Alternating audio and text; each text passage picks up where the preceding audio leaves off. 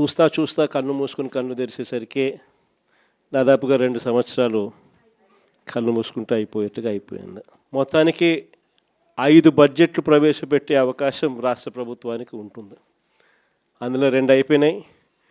3వది ఇప్పుడు ఫిబ్రవరి చివరిలోనో మార్చిలోనో 3వ బడ్జెట్ ప్రవేశపెడతారు. దాని తర్వాత ఇంకా మిగిలి ఉండేది 2. ఇక్కడ నుంచి ఒక 3 సంవత్సరాలు. ఆ 3 సంవత్సరాల్లో 1.5 సంవత్సరం పోతే దాని తర్వాత నా పాదయాత్ర కూడా స్టార్ట్ అయిపోతుంది.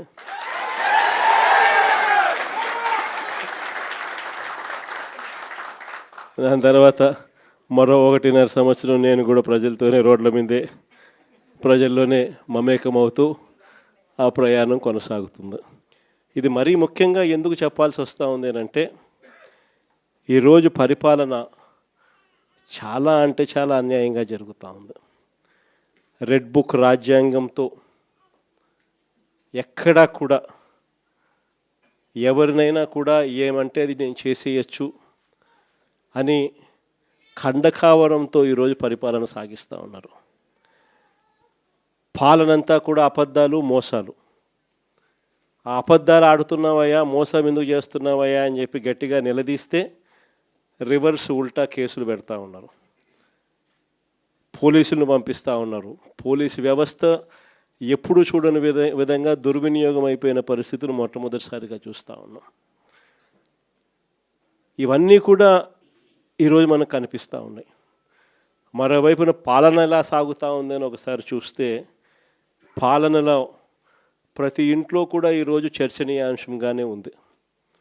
ప్రతి ఇంట్లో కూడా ఈరోజు చర్చ జరుగుతూ ఉంది. జగన్ ఉన్నప్పుడే బాగుండేది, కనీసం ఆయన ప్రతి నెల ఏదో బటన్ నొక్కుతూ ఉన్నాడు, ఖచ్చితంగా మాట చెప్పినాడు, మాట ప్రకారం నిలబడ్డాడు.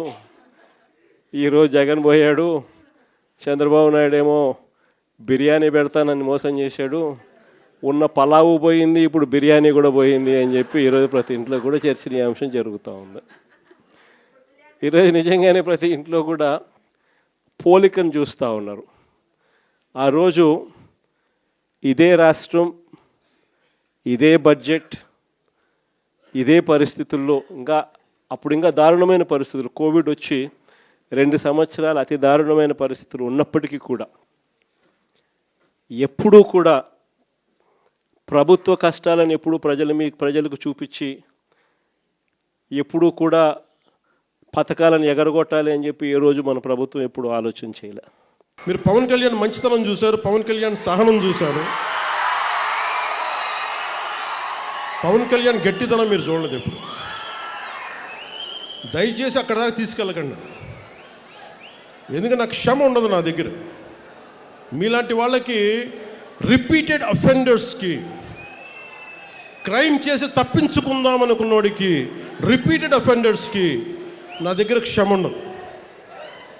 చాలా భరిస్తాం, చాలా సహనంతో తీసుకుంటాం. కానీ పదే పదే కూర్చోబెట్టి మేము ఏదైనా చేస్తామని మీరు మళ్ళీ పాత పద్ధతిలో చేస్తే వీఆర్ క్లోజ్గా మానిటర్ చేస్తున్నాం. ఎవరు ఏం మాట్లాడుతున్నారు, ఎవరు ఏం చేస్తున్నారు, మీకు అవకాశం ఇస్తున్నాను. మీరు ప్రజాస్వామ్యబద్ధంగా విమర్శించండి, సౌహృదయంతో కూటమి ప్రభుత్వం తీసుకుంటుంది.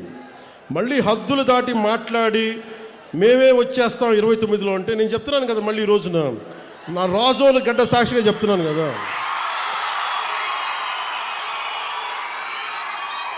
నా రాజోలు గడ్డ సాక్షిగా చెప్తున్నాను.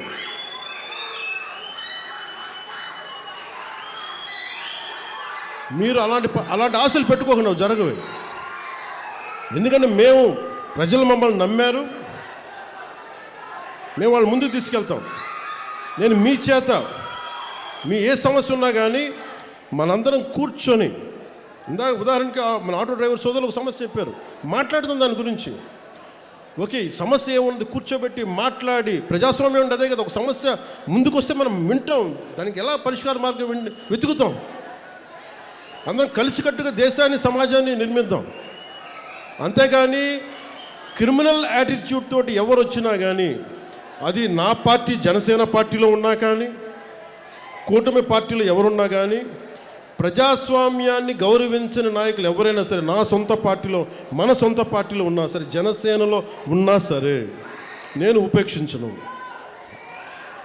అలాంటి నాయకుల్ని, అలాంటి వ్యవహారం నడిపేవాళ్ళు నేను వదులుకోవడానికి సిద్ధంగా ఉన్నాను తప్ప నన్ను ప్రేమించే జనాన్ని వదులుకోవడానికి నేను సిద్ధంగా లేను. నేను ఇంత స్పష్టంగా నా మైండ్లో కానీ నా గుండెల్లో కానీ ఉన్నాయి.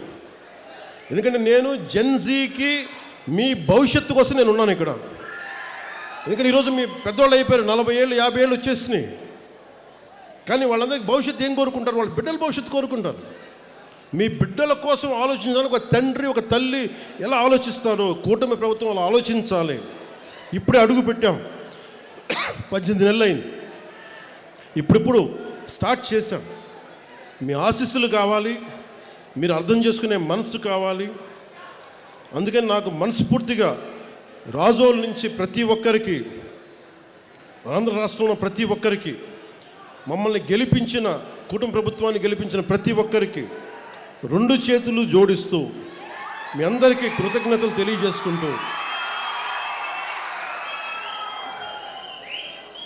పదవులు ఎలా ఉంటాయి ఏముంటాయి నాకు ఎప్పుడు తెలియదు, ఆలోచించాలి. డిప్యూటీ సీఎం అవుతాను కూడా ఆలోచించాను, ఎమ్మెల్యేగా గెలుస్తాను కూడా ఆలోచించాను.